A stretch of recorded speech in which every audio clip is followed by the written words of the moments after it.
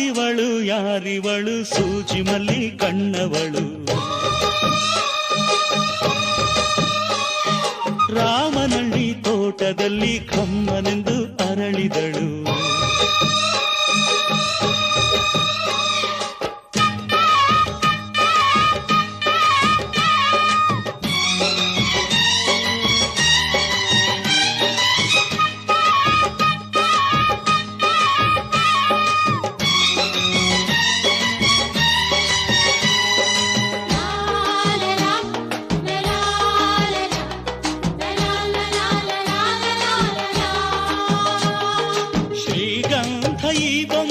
ಇವಳಿಗೇಕೆ ಗಂಧವೋ